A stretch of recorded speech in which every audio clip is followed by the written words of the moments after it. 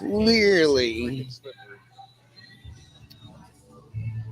Yeah, my hands Good. are too slippery to do it. All right, so now we are live on YouTube.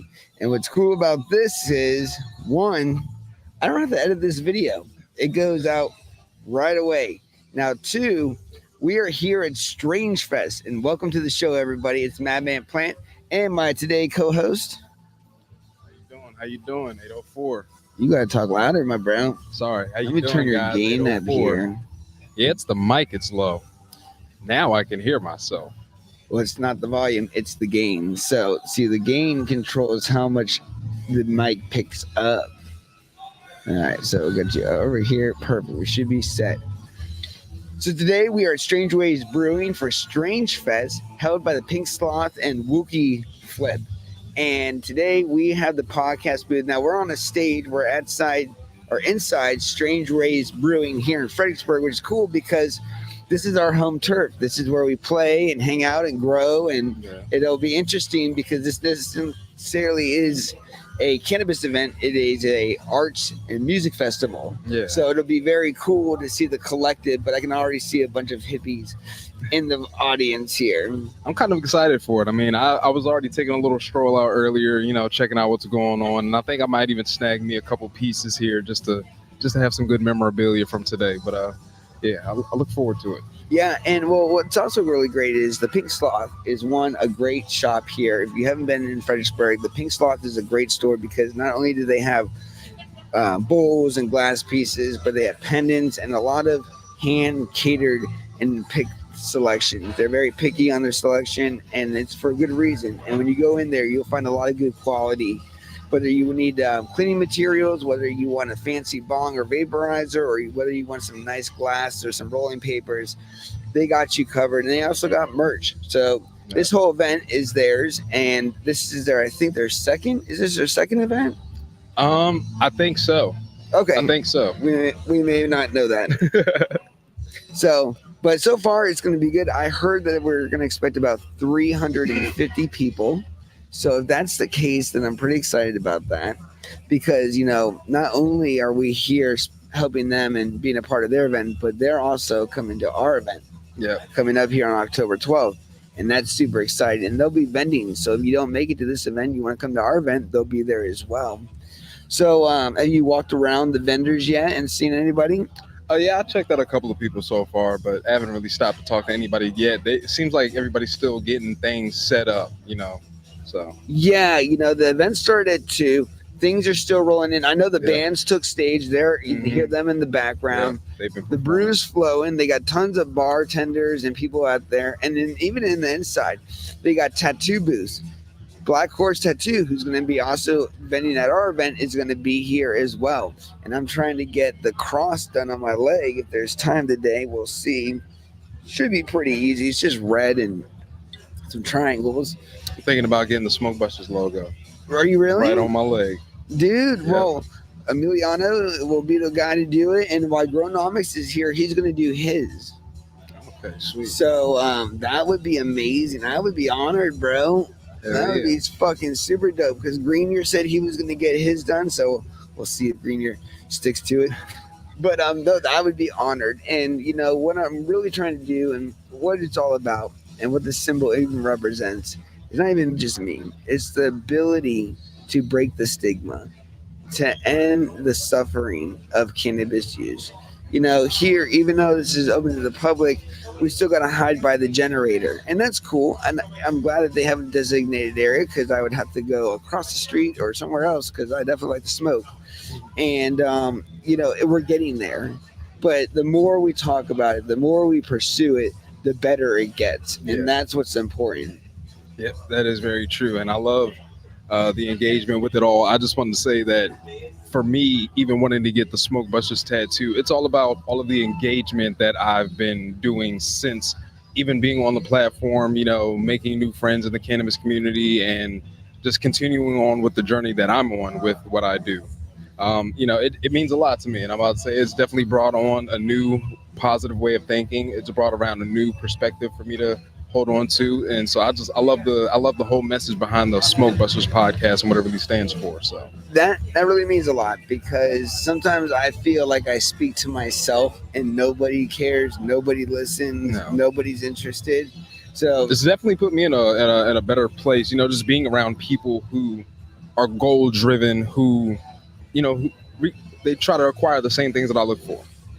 Well, and that's what I'm trying to get through in my philosophy, which I'm trying to teach through the platform, is how can you grow a great garden if you can't grow a great human? And the fact that we all can do both, but that we choose to grow the plants because what they represent is that instant gratification that I can see it now. In 60 to 100 days, you got flower.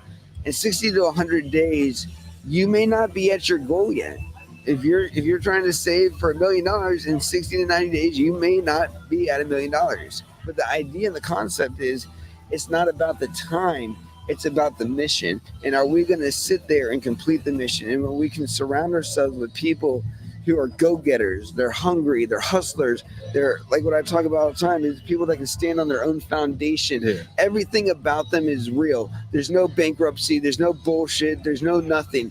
Maybe they've experienced it in their life before, but at this point, it's not about finances, it's about mindset, and nothing can be broken. I was talking to Lacey today that sometimes we feel like our gravel is coming undone, like the earth is separating, and when the earth separates, it creates cracks and crevices. But I think of it as that's growth, and the new space that's even bigger is now coming forward, and it has to break that barrier so we can live a more positive life. We can feel good, and it's real. It's 100% real. We feel it, we embrace it, we idolize it, and it's something that we can then teach to somebody else. One thing that I think that has helped me give you a feeling like this is I started to focus on me, loving myself, because there was a time where I did not love myself. And how can you, just like in the song, how can you be a light to somebody else if you don't even love yourself? And when you get to a place where you're just doing you, you're like a shooting star just taking its course, and just endless amounts of energy, just being propelled outwards, just smooth sailing to where you want to be in life, forgetting everything else that exists. That's the way we truly, in my opinion, become the masters and kings in here. It starts here, but it also is disciplined, created, researched, developed, everything right inside your mind. Couldn't have said it better. Really? That was spot on. So we have a really special guest at the event, which is your father, which is very awesome. All the music is coming from this dude's dad. And he's coming from India the day before. Yeah, so I was going to say he's from New York, but he's flying out to India for something. He's always flying out somewhere or going somewhere, but he's going to be coming at like 3 a.m, coming straight down and then like setting up. Trying to take like a little quick nap before the event and that is really cool. Well, just let him know he can, and everybody else listening, if you're a competitor, you can enter the gates at 6 a.m. to set up. So if you're trying to cook on site, that's how you're going to be doing that. We'll be there at 6 a.m. sharp, and then gates officially open probably around 9 o'clock for vendors, and then they will close at 10:30. So make sure you get there before. And this letter just go out to all the participants, but yeah, dude, I can't wait. Now, tell me a little bit about your dad's DJing history. How long has he been DJing? Tell me a little bit about that. Pretty much all his life. He's been into music since he was younger. He grew up out in North Carolina. Perfect. So he started getting into music, I want to say when he was about 15 years old. And then he ended up going into the Army when he was 18. He's been in the Army for a while. He retired in 2011, 2014, something like that. But spent about 30 years in that, and but he's been DJing, the entire time as well. Like he's made his own production company out of it. Like he does professional gigs. He even did a Hugo Boss party, rooftop party. Awesome. So I mean, yeah, he's been at it for a while. So the experience is there, the equipment is there, and he can definitely bring the fire. So it's gonna be a nice one. Now, is he? So he's been doing this half his life. So he started with vinyl. Yeah, like old school turntables. Does he still have all that?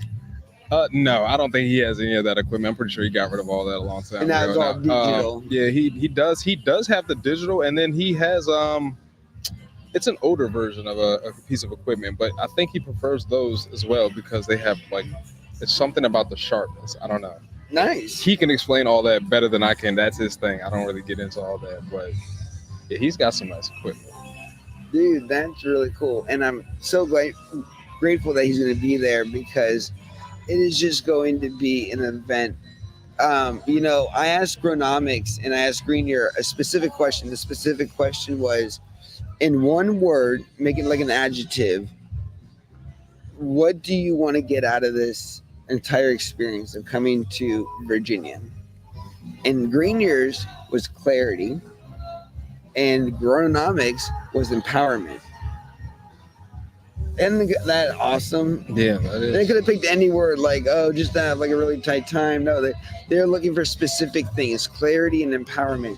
And that's what this brings. And that's what we are creating. We are creating strong leaders in the cannabis community that stand on their own, that operate their own. They're fierce. They're true hustlers, like I said earlier. So I just thought that was really cool because I've never flown anybody out like this before, let alone have a bunch of random people. We have, I think, 5 people that are coming out of state. We have Texas, Arizona, Tennessee, New York, and Spain because Kevin from Fast Buds is staying at my house too. So we got the Fast Buds 420 in my house as seeds and in my house as the sales representative for Spain, who's on a United States tour right now. So he'll be at the event. Then we got Paul Farrell from HLG. He's the commercial sales representative. I was going to say, is he bringing Will Ferrell? Oh, dude, I would love for some celebrities. Hey, Raw, if you're watching, you should come to this event, bro. And I want to thank Raw for that awesome video. Gronomics. So here's the little backstory about last night's video, right? So last night, Gronomics went out to a party, and he heard that Raw was going to be one of the events. So he went to one of the events, and behold, there's Raw standing there. So he knew that it was his time to make his introduction, which he did. And through talking, he realized that Gronomics was wearing one of my jerseys. And it was Raw's idea to make that video.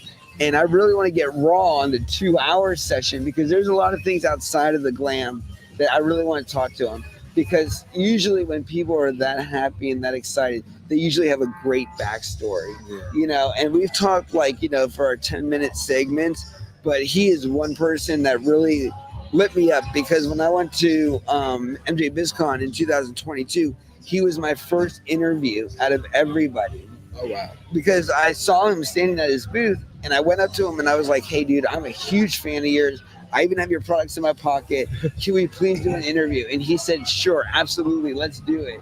And for 10 minutes, just talked. It was so engaging, just really involved. And it's just a great representation because the way you feel about my platform is the way I feel about his platform, and the goodness, the giddiness, the happiness, the joy of what it brings, the lifestyle, the energy, that movement. And it's just a very powerful thing. And that's what this all ties down to is, being that leader in your life like you are right now. You're taking yourself to the next level. You've been working so hard. That's why I haven't been seeing you. And I got some big surprises coming. And you got some big surprises coming up, dude. So it's just us all as friends. And that's why it's not the concept of let me help you or I'll help you if you help me. No, it's I'll help me and you help you, and together we can help each other. Do some amazing shit. Exactly, because we'll both be on that level, and then we join, and then that goes higher. So what else are you going to be doing today? Do you have any specific booths other than the hydroculture booth? No. I mean, no. I still haven't checked out everybody, like I said earlier. So I was really just looking for a drink to get before I came back inside to do this interview. So now I'm gonna take another look around and gonna get more involved with everybody that's here. Well, I think you should, and then we can definitely jump on later too. One thing that is interesting. This goes from 2:00 to 11:30 p.m., which is kind of crazy because it's like it's kind of like an odd number, but I think it's going to work because I think we'll see a lot of flow, especially towards like the evening. And I'm sure we're going to deal with some rushes. So you don't know who you're going to see today because this is not like a cannabis event. This is the community and this is everybody. And, everybody loves StrangeFest and they do such a good job. And I know Amanda and her team, Jay, her husband, are just working absolutely their butts off. So, kudos to them for bringing this together. It's a really awesome event. And if you're in the Fredericksburg area and you're watching this, you need to make your way on down. Oh, look, there's Paul. Paul, come be on the live. He said he's on a mission. He's on a mission. He's not doing anything. He's trying to get drinks. I can't blame the guy. I'm about to say we're 45 minutes in. There's like 100 people here so far. Over 100 people. So I'm about to say it's gonna get packed. Oh yeah, no, it's definitely gonna get packed, and that's why I'm hoping we get more and more interviews. Look. I think he's got a bandage. He has a boo-boo or something.